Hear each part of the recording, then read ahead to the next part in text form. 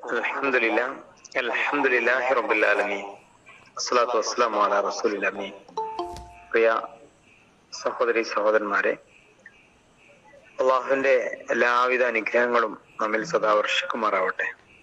വിശുദ്ധ റമദാന്റെ ഏറെ പുണ്യമുള്ള ദിനരാത്രങ്ങളിലാണ് നമ്മൾ ജീവിക്കുന്നത്. ഓരോ സമയവും വളരെ വിലപ്പെട്ടതാണ്. ഫലപ്രദമായി അതിനെ പ്രയോജനപ്പെടുത്തുവാനും നാളെ പരലോകത്തേക്ക് അതൊരു വലിയ മുതൽക്കൂട്ടായി മാറാനും ആത്മാർത്ഥമായ ഒരു പരിശ്രമം നമ്മുടെ ഭാഗത്തു നിന്ന് ഉണ്ടാവണം എന്ന് സാന്ദർഭികമായിട്ട് ഓർമ്മപ്പെടുത്തുകയാണ്. നമ്മെ സംബന്ധിച്ചിടത്തോളം റമദാൻ ഇന്ന് പകുതി പൂർത്തിയാവുകയാണ്. വസ്വാസ് എന്ന വിഷയത്തിൽ ഇബ്നു അബ്ബാസിന്റെ ഒരു നിരീക്ഷണം വായനയിൽ ശ്രദ്ധയിൽപ്പെട്ടു. അദ്ദേഹം പറയുന്നത്, എപ്പോഴും മനുഷ്യനെ വഴിതെറ്റിക്കാൻ പിശാച് അവന്റെ ഹൃദയത്തിൽ പറ്റിപ്പിടിച്ചിട്ടൊന്നുമില്ല. അവന്റെ മനസ്സിൽ അള്ളാഹിനെ കുറിച്ചുള്ള സ്മരണ വരുമ്പോഴെല്ലാം പിശാച് അവിടെ നിന്ന് ഓടി അകലുന്നു. ദിക്റുല്ലാ, അള്ളാഹുവിന്റെ കൂടെ ഒരടിമ ജീവിക്കുമ്പോ ഒരിക്കലും പിശാചിന് അവന്റെ മനസ്സിൽ സ്ഥാനമില്ല. അള്ളാഹിനെ കുറിച്ചുള്ള സ്മരണ നഷ്ടപ്പെടുമ്പോ അവന്റെ മനസ്സിലേക്ക് പിശാച് ഓടി വരികയും ദുർബോധനങ്ങളും ദുശ്ചിന്തകളും ചീത്ത ആലോചനകളും ഒക്കെ അവന്റെ മനസ്സിൽ നിറക്കുകയും ചെയ്യും. നോമ്പിനെ കുറിച്ച് നമ്മൾ പിശാചിനെ ചെങ്ങലക്കിടുക അല്ലെങ്കിൽ പൈശാചിക സ്വാധീനം കുറയുക എന്നൊക്കെ പറയുന്നത് ഇതുകൊണ്ടാണ്. എപ്പോഴും രാവിലെ അതല്ലെങ്കിൽ പുലർച്ചെ 4:30 കൂടിയിട്ട് ഉണരുന്ന സത്യവിശ്വാസി അള്ളാഹിനെ കുറിച്ചുള്ള അനുസരണത്തിലാണ്. അവൻ അത്താഴം കഴിക്കുന്നു, നമസ്കരിക്കുന്നു, ഖുർആൻ പാരായണം ചെയ്യുന്നു, സുബഹിക്ക് മുൻപുള്ള സുന്നത്ത് നമസ്കരിക്കുന്നു, പള്ളിയിലേക്ക് പോകുന്നു. അത് കഴിഞ്ഞ് അള്ളാഹിനെ കുറിച്ചുള്ള സ്മരണകൾ ലഭ്യമാകുന്ന സദസ്സുകളിൽ പങ്കെടുക്കുന്നു, ഖുർആൻ വായിക്കുന്നു. ചുറ്റും അള്ളാഹിനെ കുറിച്ചുള്ള സ്മരണകൾ നിറഞ്ഞു നിൽക്കുന്ന ഒരു അന്തരീക്ഷമാണ്. അള്ളാഹുവിന്റെ കൂടെ ജീവിക്കുമ്പോഴൊക്കെ പിശാച് മനുഷ്യൻ നിന്ന് അകന്നു പോകും, അല്ലെങ്കിൽ പിശാചിന്റെ മനുഷ്യ മനസ്സിൽ സ്ഥാനമില്ല എന്നാണ് ഈ പറഞ്ഞതിന്റെ അർത്ഥം. അള്ളാഹുവിന്റെ കൂടെ ജീവിക്കാൻ കഴിയുക എന്നത് വലിയൊരു കാര്യമാണ്. ഇതിനാണ് നമ്മൾ ദിക്റുല്ലാ എന്ന് പറയാം. അള്ളാഹുവിന്റെ കൂടെ ജീവിക്കാൻ ആത്മാർത്ഥമായി കഴിഞ്ഞാൽ 2 തരം ഗുണങ്ങൾ അവന് ലഭ്യമാകുന്നു എന്നാണ്. ഒന്ന്, അവന്റെ മനസ്സിന്റെ ദുർബോധനങ്ങളിൽ നിന്ന് അവൻ രക്ഷപ്പെടാൻ കഴിയും. ഇബ്രാഹിമിനു അദ്ഹം, അദ്ദേഹത്തോട് ഒരിക്കൽ ഒരാൾ വന്ന് പറഞ്ഞു, അല്ലയോ പണ്ഡിത, കുറെ ആഗ്രഹമുണ്ട് നന്നാവാൻ, പക്ഷെ എനിക്ക് നന്നാവാൻ കഴിയുന്നില്ല. എപ്പോഴും ചീത്ത ചിന്തകളും ദുഷിച്ച പ്രവർത്തനങ്ങളൊക്കെ, എപ്പോഴും ഞാനതിലെങ്ങനെ നന്നാവണം എന്നൊക്കെ ആഗ്രഹമുണ്ട്, എനിക്കതിന് കഴിയുന്നില്ല, ഞാൻ എന്താ ചെയ്യേണ്ടത്? അദ്ദേഹം പറഞ്ഞു, നീ നിനക്ക് ഇഷ്ടമുള്ളത് ചെയ്യുക, 5 കാര്യങ്ങൾ നീ ശ്രദ്ധിച്ചാൽ മതി. അദ്ദേഹം എന്താണത് എന്ന് വളരെ ശ്രദ്ധയോടെ കാത്തിരുന്നു. അപ്പൊ അദ്ദേഹം പറയുന്നുണ്ട്, ഇബ്രാഹിമിനു അദ്ദേഹം ഈ സാധാരണക്കാരനായി മനുഷ്യനോട് പറയുന്നുണ്ട്, നീ ഉദ്ദേശിക്കുന്ന കാര്യങ്ങളൊക്കെ ചെയ്യുക, പക്ഷെ അള്ളാഹു കാണാത്തിടത്ത് നിന്ന് വേണം നീ അത് ചെയ്യാൻ. അദ്ദേഹം അത്ഭുതപ്പെട്ടു. അള്ളാഹു കാണാത്ത ഒരു സ്ഥലവും ഇല്ലല്ലോ, പിന്നെങ്ങനെ ഞാൻ ആ തെറ്റ് ചെയ്യാം? അല്ല, നീ ചെയ്തോ, അള്ളാഹു കാണാത്തിടത്ത് നിന്ന് ചെയ്യണം. അപ്പൊ അദ്ദേഹം പറഞ്ഞു, അത് സാധ്യമല്ല. നിന്റെ റബ്ബ് നിനക്കെല്ലാം നൽകിയിട്ട് ആ റബ്ബ് കണ്ടുകൊണ്ടിരിക്കെ ഒരു കർമ്മം ചെയ്യാൻ, ചീത്ത കാര്യം ചെയ്യാൻ നിനക്ക് ലജ്ജയുണ്ടല്ലേ?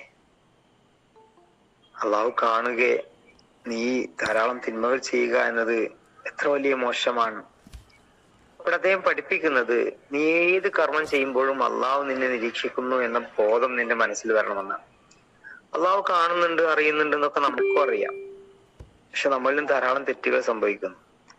അള്ളാഹു അറിയുന്നുണ്ട് എന്നൊരറിവ് കേവലം ഒരു അറിവായാൽ അതുകൊണ്ട് ഫലമില്ല. അത് ഒരു വൈകാരികതയായി മനസ്സിൽ നിറഞ്ഞു നിൽക്കണം. അള്ളാഹുവിന്റെ കൂടെ ജീവിക്കുക എന്ന് പറയുന്നത് ഇതിനാണ്.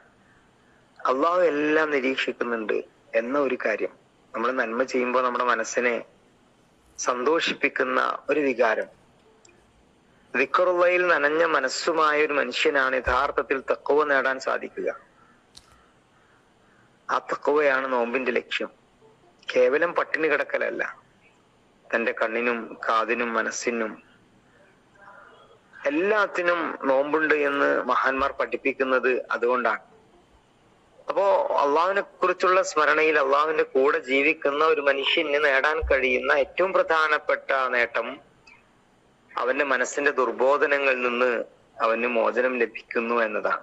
രണ്ടാമത്തെ വെല്ലുവിളിയെ അവൻ അതിജയിക്കുന്നത് ദുനിയാവിന്റെ എല്ലാത്തരം സങ്കീർണതകളിൽ നിന്നും ബുദ്ധിമുട്ടുകളിൽ നിന്നും ഒരു ബേജാറും ഇല്ലാത്തവനായിട്ട് അവൻ മാറുമെന്നാണ്.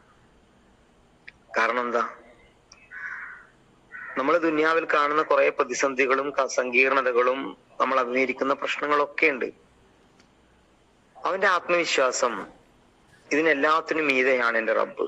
ഞാൻ എന്റെ സമുദായം അനുഭവിക്കുന്ന സകലമാന പ്രശ്നങ്ങളും ഒരു വിരൽത്തുമ്പിലെ മണൽത്തരിയേക്കാൾ നിസ്സാരമാണ് റബ്ബിന്.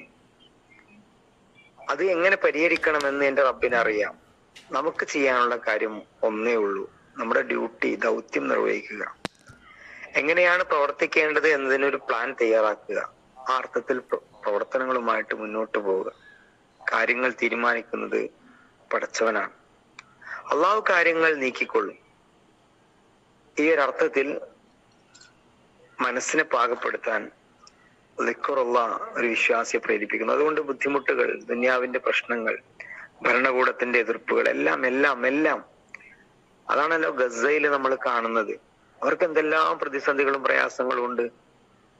പക്ഷെ അവരുടെ മനസ്സിലോ അവരുടെ മുഖത്തോ ആ ഒരു നീരസമോ പ്രയാസമോ നമുക്ക് കാണാൻ കഴിയില്ല. വിശപ്പ് കൊണ്ട് ബുദ്ധിമുട്ടുന്ന കുട്ടികളെ കാണുമ്പോൾ നമുക്ക് സങ്കടം തോന്നും. പക്ഷെ അവരുടെ ഈമാനിൽ യാതൊരു കുറവും സംഭവിക്കുന്നില്ല. എന്തിനാണ് റബ്ബ് ഞങ്ങൾ എങ്ങനെ ശിക്ഷിക്കുന്നത് എന്ന് ഒരു ഫലസ്തീനി കുട്ടിയും മാതാപിതാക്കളും പരാതിയോ പരിഭവങ്ങളോ പറയുന്നതായിട്ട് നമുക്ക് കാണാൻ കഴിയുന്നില്ല. ബദറിൽ വിശ്വാസികൾ വിജയിച്ചതിന്റെ ചരിത്രം പലപ്പോഴും നമ്മൾ ഓർക്കാറുണ്ട്. 313 പേര് ഒരു ചാബല്യവുമില്ലാതെ ഒരു ചാഞ്ചാട്ടവുമില്ലാതെ ശത്രുക്കളുടെ മുമ്പിൽ ധീരമായിട്ട് പോരാടി വിജയം വരിക്കുന്നു. ഹസ്ബുനല്ലാഹു വ നിഅമൽ വക്കീൽ എന്നുള്ളത് മനസ്സിൽ വരുന്ന വല്ലാത്തൊരാവേശമാണ്.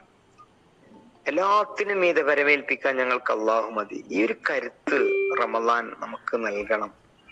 അതല്ലാതെ കുറെ പട്ടിണി കിടന്ന് മനസ്സിനോ ജീവിതത്തിനോ ഒരു മാറ്റവും ഇല്ലാതെ, അതല്ലെങ്കിൽ അഭിമുഖീകരിക്കേണ്ടി വരുന്ന പ്രശ്നങ്ങളും പ്രതിസന്ധികളിലും ഒക്കെ ഒരു ചെറിയ സങ്കടങ്ങൾ അല്ലെങ്കിൽ പ്രയാസങ്ങൾ ജീവിതത്തിൽ വരുമ്പോഴേക്ക് അങ്ങേയറ്റം നിരാശപ്പെട്ട് ദുഃഖിതനാകുന്ന ഒരു മനസ്സാണോ നമുക്കുള്ളത്? തിരുത്തണം. നമ്മൾ അള്ളാഹുവിന്റെ കൂടെയാണ് ജീവിക്കുന്നത്. ലാ തഹ്സൻ ഇന്നല്ലാഹു മഅനാ, നിങ്ങൾ ദുഃഖിക്കേണ്ട, അള്ളാഹു നിങ്ങളുടെ കൂടെയുണ്ട് എന്നത് അള്ളാഹു നമ്മോട് പറയുന്ന വല്ലാത്തൊരു ആശ്വാസമാണ്. ആളുകൾ നമ്മൾ രോഗികളാകുമ്പോ അല്ലെങ്കിൽ പ്രയാസങ്ങൾ ഉണ്ടാകുമ്പോൾ വിഷമിക്കേണ്ട, ഞങ്ങളൊക്കെ ഉണ്ടെന്നൊക്കെ പറയും. ആ പറച്ചില് ഒരു ആശ്വാസമാണെങ്കിലും നമുക്കറിയാം അവർക്ക് പരിഹരിക്കാൻ പറ്റുന്നതിലൊക്കെ കുറെ പരിമിതികളുണ്ട്. പക്ഷെ പടച്ചോൻ അങ്ങനെയല്ലല്ലോ. ഒരു പ്രശ്നവും പരിഹരിക്കാൻ ഒരു പരിമിതിയും പടച്ചോനില്ലല്ലോ. അതുകൊണ്ട് ഏത് പ്രതിസന്ധികളെയും തരണം ചെയ്യാനുള്ള വല്ലാത്തൊരു കരുത്ത് പ്രിയമുള്ളവരെ നമ്മുടെ നോമ്പ് നമുക്ക് നൽകണം. ഇങ്ങനെ നോമ്പ് നമ്മളെ സ്വാധീനിക്കുമ്പോഴാണ് നോമ്പായി മാറുക. ആ അർത്ഥത്തിൽ നോമ്പിനെ പ്രയോജനം ചെയ്യുന്ന സത്യവിശ്വാസികളിൽ പടച്ച റബ്ബ് നമ്മ എല്ലാവരെയും ഉൾപ്പെടുത്തി അനുഗ്രഹിക്കുമാറാവട്ടെ. നമ്മുടെ വീഴ്ചകളും പോരായ്മകളും അള്ളാഹു പുറത്ത് മാപ്പാക്കി തരുമാറാവട്ടെ. റമദാൻ വളരെ വേഗത്തിൽ ഇങ്ങനെ പോയിക്കൊണ്ടിരിക്കുക. 15 എന്ന് പറഞ്ഞിട്ട് വിശ്വാസമല്ലേ? അതെ, 15. ഇനിയുള്ള 15 ഇതിനേക്കാൾ വേഗത്തിൽ പോകും. അതുകൊണ്ട് ഫലപ്രദമായി ഏറ്റവും നന്നായിട്ട് പ്രയോജനപ്പെടുത്തണമെന്ന് എന്നോടെന്ന പോലെ എല്ലാവരെയും വളരെ സ്നേഹത്തോടെ ഓർമ്മപ്പെടുത്തുകയാണ്. നാളെ പരലോകത്ത് അനുകൂലമായി സാക്ഷ്യം പറയുന്ന ആളുകളുടെ കൂട്ടത്തിൽ അള്ളാഹു നമ്മേലും ഉൾപ്പെടുത്തി അനുഗ്രഹിക്കുമാറാവട്ടെ. വാഖിറു ദഅ്വാനാ അൽഹംദുലില്ലാഹി റബ്ബിൽ ആലമീൻ. അസ്സലാമു അലൈക്കും വറഹ്മത്തുള്ളാഹി വബറകാതുഹു.